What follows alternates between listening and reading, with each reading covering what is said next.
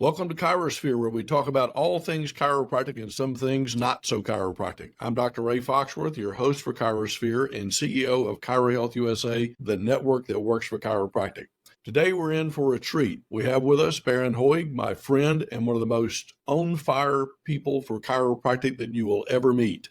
Bharon is executive director of One Chiropractic, a disruptive force, I can say that, challenging the status quo within the profession. With over 24 years of dedicated service to chiropractic, Bharon brings a wealth of experience and unique perspective to the table. Now, as the driving force behind One Chiropractic, Bharon is committed to protecting the rights of chiropractors worldwide, literally worldwide, elevating the profession's cultural authority and ensuring universal access to chiropractic care. So I want to get into your journey, Bharon, your vision for the future of chiropractic and the impactful work that I know that you're doing through One Chiropractic and how it's going to change our healthcare landscape. So you've had an extensive journey in the profession. I know you've owned clinics, you've managed an association, you've done consulting, and now you're leading One Chiropractic. So those are all the what you do's, but I'm always most interested in what Simon Sinek calls your why. What gives you the fire in your belly after 24 years, friend?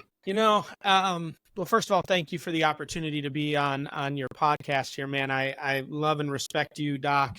We go way back, even from a conversation at a convention, just understanding and getting to know each other. And I've had nothing but love and respect for you since that day. It's a God thing. That's the only thing I can really express. My introduction into chiropractic was literally, I took a job at a chiropractor's office.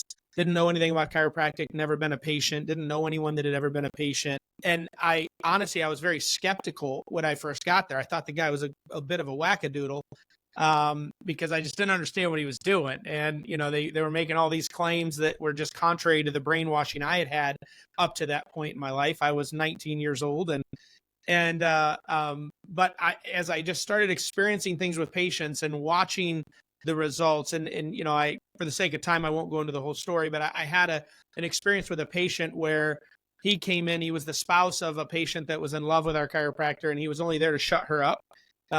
We've all had those patients, where the spouse is there because they've been badgered to death to get there.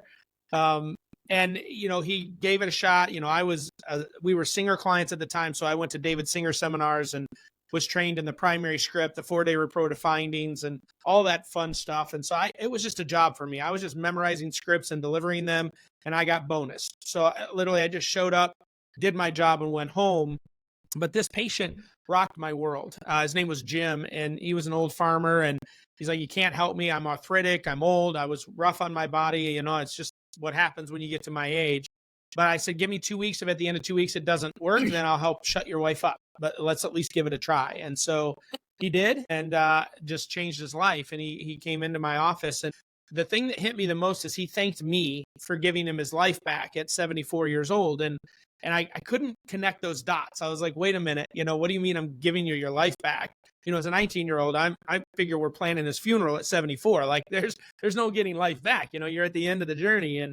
But it just, that moment, God just used it to really just shock my heart and my mind. And I just decided at that moment that I had to understand this thing called chiropractic, because if it could have that much impact on this guy, then what is it that I'm missing? Why am I'm a part of it, but I don't understand it. So back in 1994, I just went on a journey. And I really just wanted to learn everything I could about chiropractic. I'm not an overly intelligent human, but I will outwork anybody.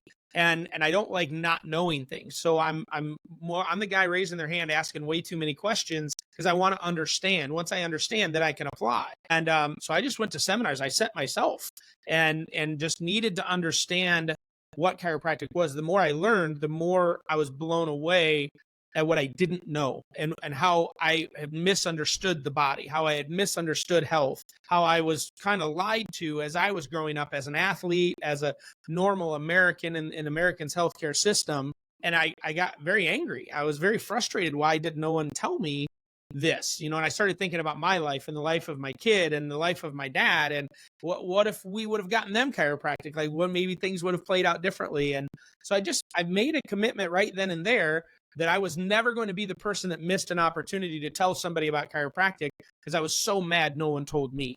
And so I just got very well known in the industry as a big mouth non-chiropractor going out there just telling the world about chiropractic. Our clinic grew like crazy. We opened up, 6 more clinics. I was running multiple clinics, living the time of my life, just changing lives and getting people committed to this new mindset of health. And that's just kind of the evolution of how that took me into consulting. Then that took me into association management, took me into serving on boards of the numerous national associations. But to answer your one question of why do I still have as much fire today as I did back then, partially my daughter's a chiropractor. She just graduated Sherman. Congrats. My son's at Life right now. So I'm very much into this because of my children.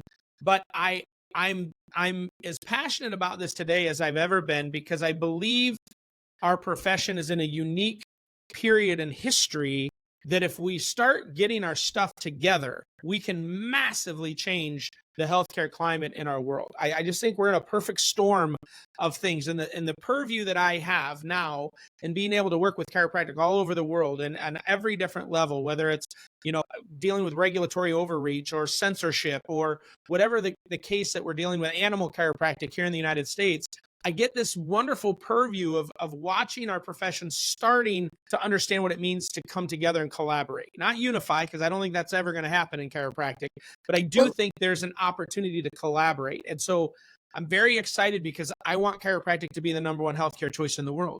And I think that it's actually possible if we can stop playing the same games we've been playing for 128 years and get over kind of ourselves, because honestly, the biggest opponent we've ever faced is us. We've never really faced an opponent outside of us that stopped us. We're limiting ourselves for the most part, from my vantage point. And so our mission at One Chiropractic is to stop those Hatfield McCoy conversations, straights versus mixers, all the garbage that segmented us and separated us, and start having conversations that start bringing us back together to collaborate and to celebrate the differences of chiropractic rather than be angry about it. So that's kind of my journey in a nutshell. So I'm very interested in the profession coming together, but I too realize, it is, and let's face it, we were talking about ACA, ICA, straight and mixer, that whole thing. And the reality is, you can have unity without uniformity. And that's kind of been my battle cry. If we truly want to see the increased utilization of chiropractic and to be that first choice in healthcare, I think we do have to embrace some unity without uniformity. And I know, we're involved with the strategic plan, and you are as well. And that really is the battle cry that, God love ACA and ICA for what they do, but let's face it, they got 25% of the profession that are members, and state associations have about 50%. Yeah. And, the thing that pisses me off, where's the 75%? I don't care if you want to join one or the other, but get behind something and get involved in the profession. I'm a firm believer that you will get out of this profession exactly what you put into it. Yeah. And most everything else in life. From my vantage point, though, just to not to give an excuse, because I agree with you, sitting with your head in the sand is never an answer, ever. And that's our biggest problem. As you stated, I'm going to argue that they have less combined membership than 25%, but whatever, we'll just go with that for now. The problem is our profession has never really appropriately, I don't want to say appropriately, because I don't want to take anything away from the work that's been done from people before me, because they're all amazing people. They've sacrificed greatly. They've put tons and hundreds of hours in. But looking at it retrospectively, we didn't constructively attack problems before. We were very symptom-oriented in the way that chiropractic has dealt with its own business historically. Isn't that ironic? Yeah, right. Considering we're a profession that says we're not about that. But if you look back at we only really come together when we're in the midst of crisis, and we band together, we beat that one crisis, and then we disband again, and we never really fixed what created the crisis. And so we just keep reliving the same crisis in different generations in different variations. And so that's where, I think the 75% that are like, you know what, I'm done. I guarantee you, they've all contributed to something at some point, but they've lost their faith in whether it's their state association or national association, because nothing's ever really moved the needle. And to their defense, I agree. And so part of our battle cry to all of these other organizations out there, and that's why we say we're the most disruptive group in chiropractic, is because I love them for who they are, but I need them to be honest about what they're actually good at and stop doing everything else that they're not good at. If we can have organizations just really hone in on their specialty, this is why the Foundation for Chiropractic Progress is so effective right now, because they're in their lane. All they do is positive press for chiropractic. They're not getting into any of the other garbage. This is why we've been so effective with our projects like the Chiropractic Defense Council, because all we do is defend the rights of practicing chiropractors. We're not taking on lobbying efforts on other things. There are other people doing that. We don't want to do what other people are doing. We want to do what isn't being done well and do it better than anyone else, because it's the only thing we're doing. Yep. And if we could get groups like ACA and ICA to stop trying to be everything to everybody, if we could get chiropractors stop trying to be everything to everybody, but allow themselves to express what is their passion about chiropractic and stick in that lane and be the best at that, rather than trying to serve so many masters, that's where I think the problem has led over the last 30 to 50 years, is we've never been honest with ourselves that, you know what, we really just want to do this, and this is what we do well. Instead, we keep trying to keep everybody happy, which is why, from an association perspective, having run an association, it was very hard for me as an executive director of a state association to take a stand on any one issue, because I was always irritating a high percentage of my membership, because the profession doesn't really agree in much. So that's where the stalemate comes. That's where the lack of movement comes, because you're afraid if you do any one thing, you're going to piss off half of your membership, and now you're going to lose your funding and all that stuff. And so that's paralyzed a lot of our organizations for so long to actually do the work that needs to be done, because they've been held hostage by their memberships. This is where I'm saying I think we need to change our mindset, and the profession isn't a member as a large percentage because they don't see things happening. What happens when you just forget all of the players and just do the work that we all know needs to be done, right? We all want better reimbursement. We all want more access. We all want parity. We all know what the profession needs, but we're not really able to do it because we're still so busy trying to appease everybody in the process of doing it that nothing really gets done, or we never get enough of a momentum that pushes it through. And we were one of the first organizations to prove this when we created the Defense Council, and we took a stand on chiropractors have the right to choose if they want to be vaccinated. They have the right to choose if they want to wear a mask. They have the right to choose. And we defended those that wanted that choice, and we didn't care about it pissing off another percentage of the profession. We grew over 5,000 contributors, even on all sides of the aisle, because they just were glad someone was standing on a principle and moving forward. Not saying we had the right answer to everything, but it was a perfect test to show our profession will get behind an organization that's actually accomplishing something, whether they happen to agree with that particular issue or not. And that's what I'm hoping is happening. I just got done talking with the foundation, F4CP. They're growing exponentially right now because people are starting to believe that they're sticking in their lane and there's resources there. And it doesn't matter if you want to do lasers and rehab or you want to just touch the Atlas, there's a place for you with us. And that's starting to resonate again. And that's the same with our organization. I don't care how you want to practice. If you have a DC after your name, we're going to protect your right and your right to practice how you choose within the scope of your practice. So that's where I think that comes from. And I'm hoping that tide is changing. Yeah.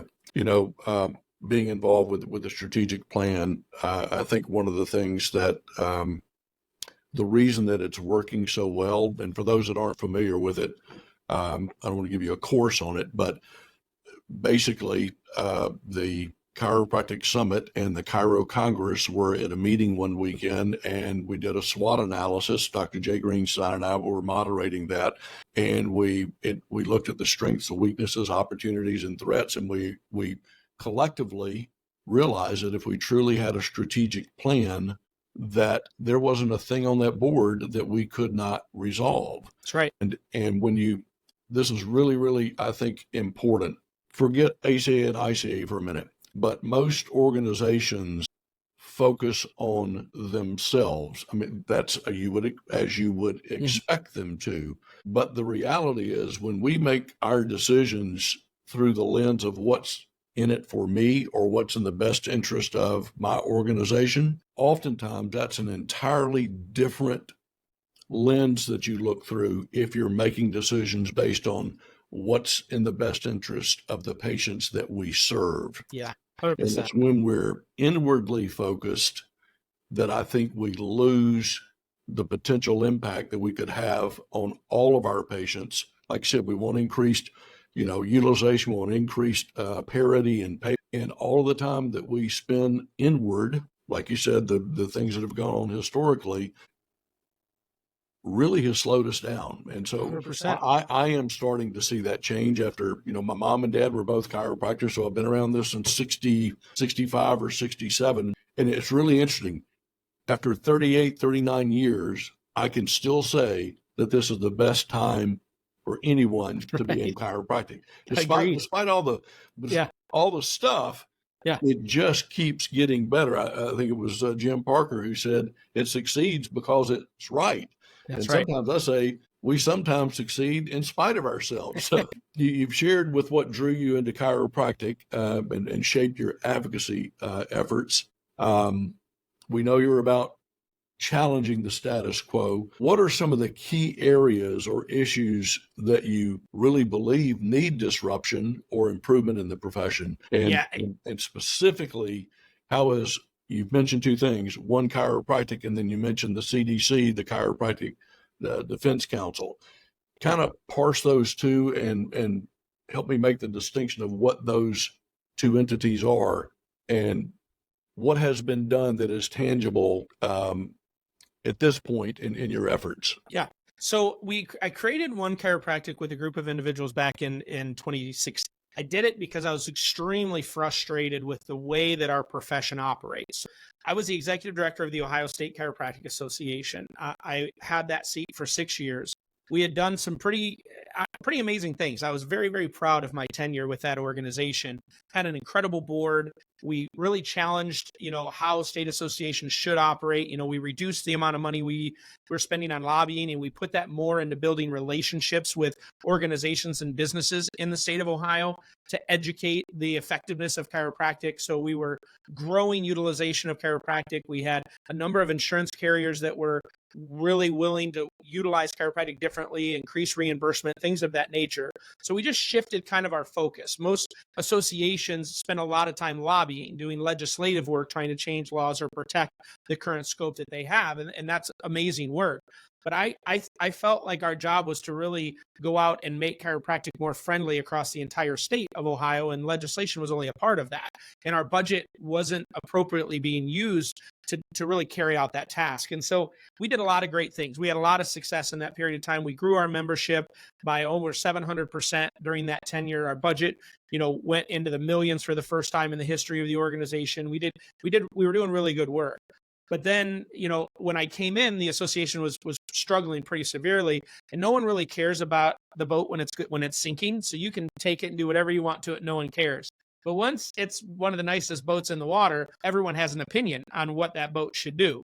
And so this was right in kind of the height of when Wisconsin came out with a white paper about expanding the scope to include drugs. New Mexico had successfully done that. And so we had a group of people up in Cleveland that wanted us, because of our strength at that point, to expand the scope of chiropractic to include drugs. And I just told them there was no way I was going to do that as long as I was there, because I felt like that was going to set us backward, not even from a philosophical standpoint, but we had just literally got our governor to sign an executive order mandating the use of chiropractic and other conservative modalities before you do an opioid. We were the first state in the country to get that done. And now you want me to go and lobby and ask for us to be able to do drugs because we can somehow do it better? I was like, absolutely not. And it was a board decision. I didn't to make that unilateral decision, but we were just like, we're not using the resources for that. Well, they didn't like that answer. So they started running people against people on the board, and it turned into this massive battle. And I'm sitting back going, you have got to be kidding me. This is why this profession doesn't ever it's like we're allergic to success. We finally have everything going our way. And there was a group of people that didn't like it. So they started messing with elections and running people. And we have all this contention on a board that otherwise was really good. And I just said, this is crazy. I spent all my time dealing with internal fights rather than doing the work that I was hired to do. And I just said, I can't do this anymore. And I'm not gonna be a part of this. I'm not gonna sit here and do this. So there was a quote from Buckminster Fuller that really rocked my world at that time. And it says that you cannot change an existing reality by fighting it. You have to create a new model that makes the old model obsolete. And so it was then with a group of individuals, we said we needed to create an organization that wasn't a membership organization, but it was still a nonprofit. So we created a directorship, which means it's a nonprofit that functions like a corporation. So you still have the accountability, the visibility. You can't, do whatever you want. There aren't shareholders making money. But I wasn't held hostage to membership. Essentially, people were paying with their checkbook. If they liked the work we were doing, they were going to continue to support it. If they didn't, they would stop. But I didn't have to stop and have membership meetings and have to have board meetings. And, when there was a crisis, we could just move on it and make it happen. And so we created the organization. We went through a number of years trying to figure out exactly what the purpose of the organization was. I had the framework, but I didn't really know exactly what we were right? Yeah.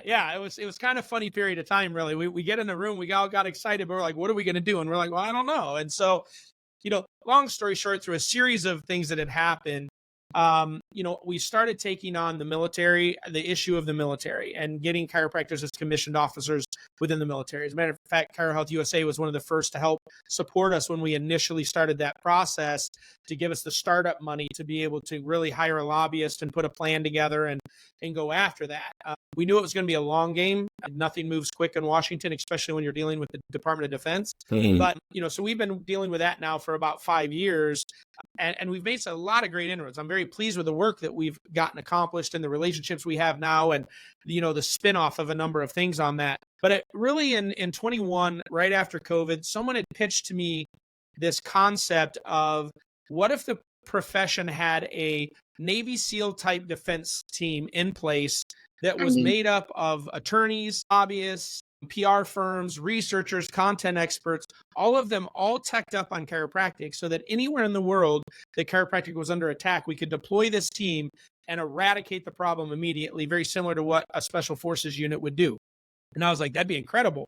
At that time, we had British Columbia that had just taken away routine x-ray rights from chiropractors. We had Australia that had just put in place a policy to restrict chiropractors from seeing children 2 and under. The Texas Medical Association had just finished attacking the chiropractic scope, trying to remove the word neurological from it, which would have taken away our ability to do exams and diagnose. And so we had these pockets of where our profession was being attacked. And there was no organized effort with any of it. It was just wherever we had a couple of chiros that were strong enough to raise some money and hire an attorney. And it was all bootstrap type stuff. And it none of it, as I give such credit to those individuals, but none of it was really going to fix the problem, because it wasn't sustainable. It wasn't organized enough to be able to fix those problems. So that's where the idea of the Defense Council was pitched to us. And I'm like, I have the perfect organization. Like we were built for this type of work. So One Chiropractic is the organization. Our mission is to make chiropractic the #1 healthcare choice in the world. Underneath it, we have projects that we have initiated. We have a C3 foundation that's called Health Missions, where we do mission trips solely for the purpose of creating infrastructure for chiropractic in areas of the world that does not have chiropractic infrastructure. It's not mission trips for college students to get 100 adjustments under your belt. It's literally, we're going there specifically to build infrastructure to make sure that chiropractic grows appropriately in those countries. We have the Chiropractic Defense Council, which is our defense side of it. And then we also have what we call Operation Backbone, which is the military work that we're doing as well. So One Chiro is the organization, and then we have our projects. Similar to ChiroHealth USA, Legal Shield, you have your different products underneath that umbrella. So basically the CDC is the Ghostbusters. Who are you going to call? Correct. 100%. 100%. And it's been interesting, because as God's timing is always perfect, when we launched the CDC in July of 21, and then in August of 21 was when the first mandate came down in the US that chiropractors had to be vaccinated in order to continue to practice. That was in California. Yeah. So we had literally just launched this group, and then here's our first crisis, like right here in our homeland. So we grew very quickly, and I'm very proud of the work that we did. We successfully defended chiros in all 7 states. We sued the state of Rhode Island and put back the religious exemption feature. We were very successful. And then when the proverbial poo hit the fan in Australia and New Zealand, those chiropractors were told by US chiropractors about what we had done. So we were requested to go into those countries. And I'm very proud to say that we won over 750 cases in Australia defending chiropractors' rights Wow. to practice unvaccinated. We were the only group that was doing that work. We hired up to 15 attorneys between the two countries in New Zealand and Australia. And every single person that we represented, we were successful and we defended their rights. And so we had over 1,000 people in Australia connected to us, and we were guiding them every step of the way through the shutdowns and through the draconian efforts. Our legal team was incredible, and we still to this day, I think right now we're 875 cases in O. We've never lost a case that That we've is taken on anywhere in the absolutely world. amazing. That's And better so, than Morgan and Morgan and Morgan and Morgan. yeah, right. Yeah. Well, I mean, to be completely transparent, we only take cases we're pretty confident we can win. Well, there But you go. we do a due diligence before we take something on. Yeah. But I'm very proud. We now have 47 attorneys worldwide on retainer. We're in 9 different countries. We're taking on issues of censorship and regulatory overreach. People don't know this, but in British Columbia, Canada right now is probably some of the scariest legislation I've seen anywhere in the world that they put through that's going into effect this summer. It's called Bill 36 that they put through, but it essentially gives the government almost complete control over healthcare. So just one element that is super scary, if whether it's an anonymous complaint or not, if there's a complaint filed against any healthcare provider, you're suspended during the investigation. Wow. Yeah. Like, that's not okay. I mean, that's going to be, especially in our world where people love to file complaints against chiropractors that are 90% of the time erroneous and have no basis. But, you know how long it takes for these things to get processed, right? You're talking months to a year. And this bill says that you're out of business until we're concluded. So you're guilty until proven innocent, essentially. That's nuts. They also created a list of all of the vaccines that they as a government feel are required for healthcare providers. If you don't have everything on that register, you cannot gain registration or a licensure in that province. All right. Well, listen, we're going to take about a 30-second break to hear from our sponsors, and we'll be back with you shortly. Well, we are back with my friend Bharon, and really taking a deep dive on his journey through this profession and the impact that he's having. And I got to tell you, it is absolutely amazing. I've known you a long time, but I did not know the depths to which you have gone to really fight for the profession. You got more fight in you for chiropractic than some chiropractors I know, but it's just awesome to hear. So I want to pivot a little bit. Yeah. Stephen Covey, one of my favorite authors, said in the 7 Habits of Highly Successful People to seek first to understand. And I know there was some resistance when you rolled out the Chiropractic Defense Fund. What do you want people to understand about the effort, and maybe what misperceptions would you like to lay to rest? Yeah. I, as a human being, as Bharon, I have my own opinions and my own philosophy on things. Get right? out of here. I know, right? I know. I'm not shy to put them out there. So when we rolled out One Chiropractic inherently, and then obviously the Defense Council is one of our lead projects, it was automatically thought that because Bharon believes a certain way, that these were going to be vehicles and tools to push Bharon's agenda or Bharon's belief of where chiropractic should go. And I'd be ignorant to say that there, if I'm running the ship, there's always going to be a little bit of my belief and heart in it. But I want people to understand that, like you, right? You practice in a completely different way than I practice in my clinics. But I celebrate that. Like, I absolutely love that there are clinics like yours because it's absolutely necessary. It's not how I wanted my clinics or businesses that I wanted to run because there was way too much brain damage and staff and stuff that I didn't want to get into. But I'm glad there are people that wanted to get into that. If you have a decompression clinic, that's not how I want to practice. I still love the adjustment, not saying you don't, but that I just remove the variables. I just adjust and they go. And that's just the way that I built my clinics.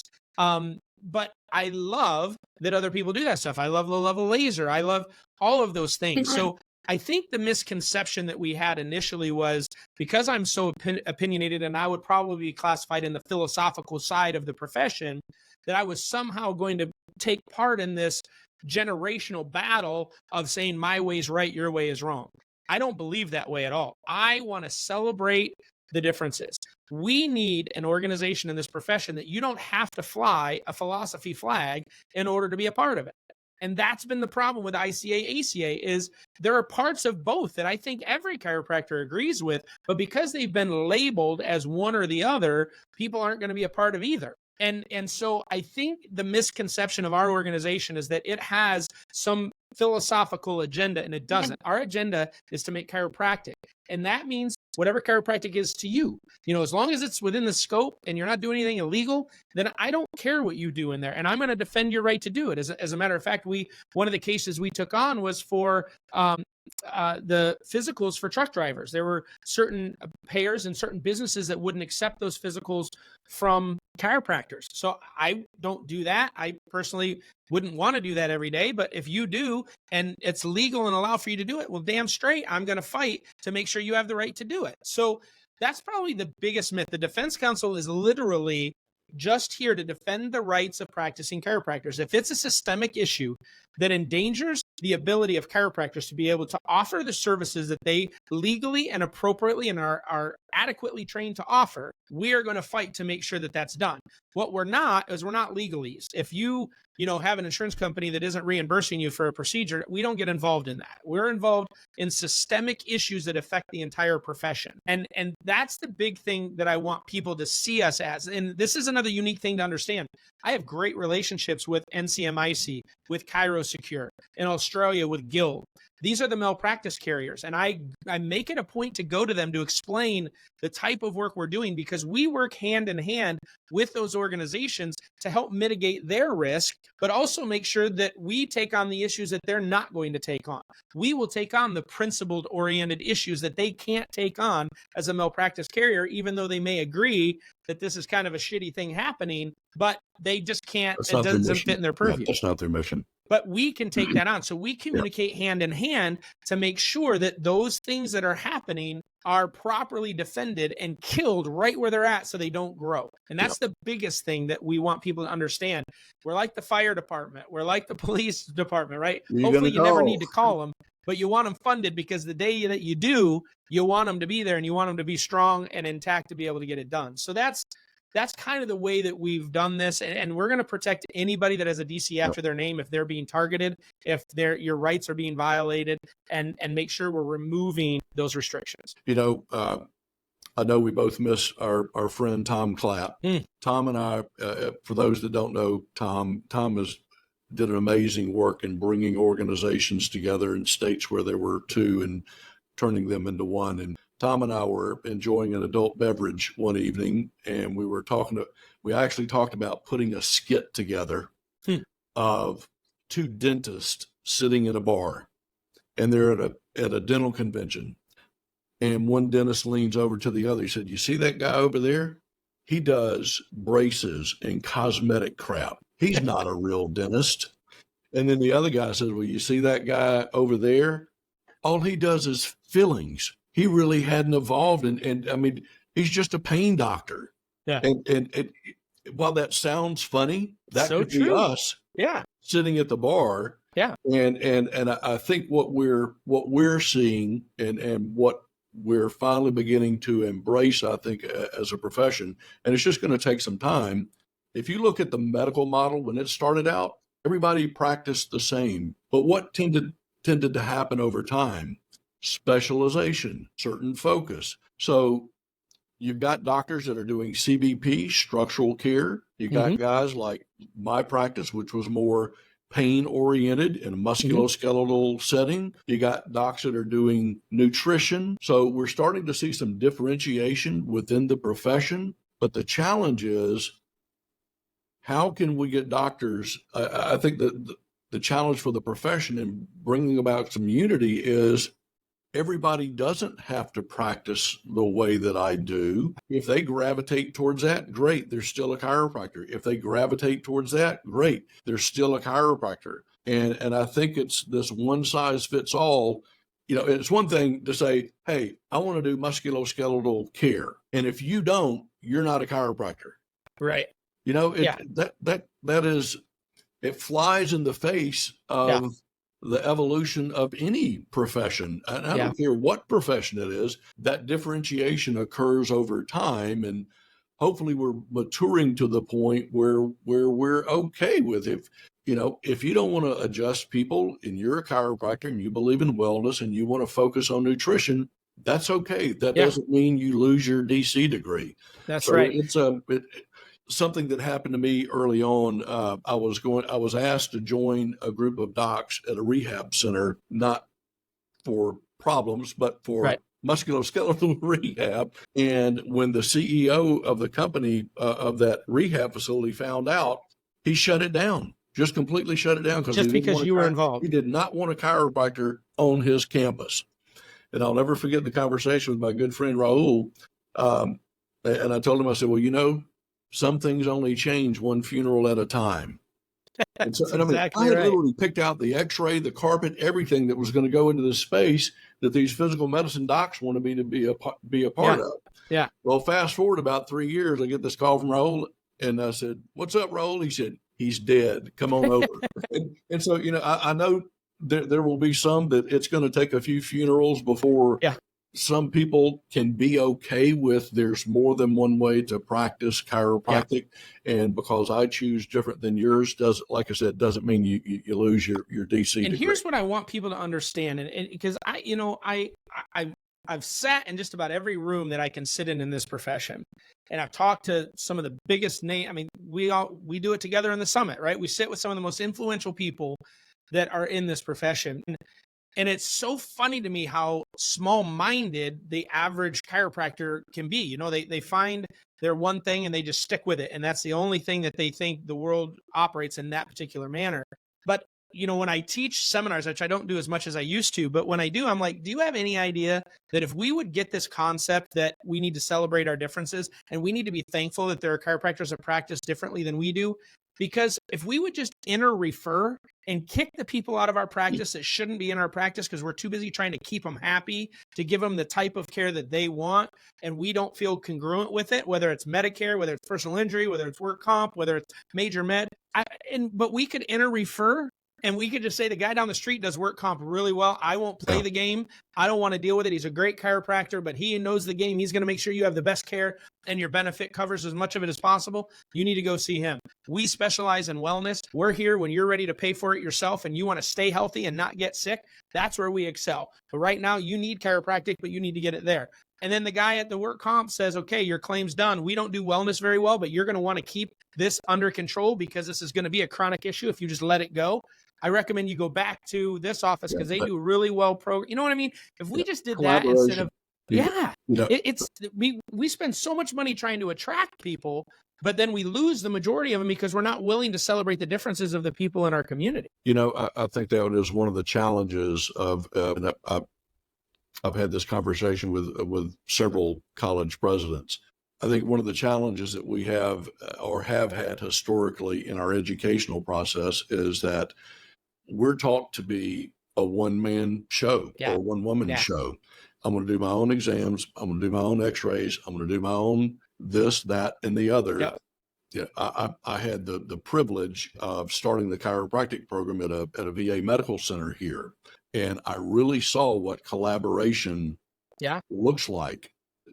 In the medical model, from day one, physicians are collaborating with the various specialties, with the different approaches. There's differences in how a neurologist or a neurosurgeon versus an orthopedic surgeon approach a case, but they're willing to collaborate. And in chiropractic, for whatever reason, we look at our fellow practitioners, fortunately, as competition. And I'm here to tell you, there is no shortage of chiropractic patients. No, there's only a shortage of people who know what we can do to help 100%. 100%. And again, and I don't want to beat up on our profession that, we're dysfunctional, that we're dysfunctional and we can't get along. The reality is wherever two or more shall gather, there's going to be differences. Otherwise, I'll promise you can't drive through a town that there's not a First Baptist church. And you know why there's a First Baptist church? Yeah, because there's other Because there's a Baptist second churches. and a third and a fourth. Yeah, I think it's a human nature thing. We Yeah.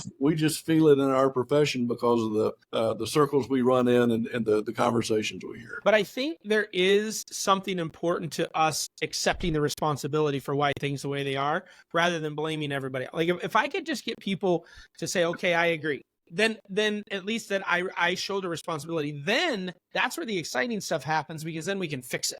But as long as we're still blaming someone else and we're a victim, we're never willing to actually fix the problem. We just want to sit in the comfort of the misery that we've been in. And we have a certain, that's the apathy that exists in our profession, is it's just never going to get any better because it's not my fault. It's someone else's fault. So although I agree, I don't want to browbeat, but there does need to come a point where we have a reckoning that we accept our responsibility for why things the way they are, so that we can move forward. Yeah, that is critical. I shared with someone yesterday, again, a Stephen Covey thing was, he says, when you think the problem is out there, that is the problem.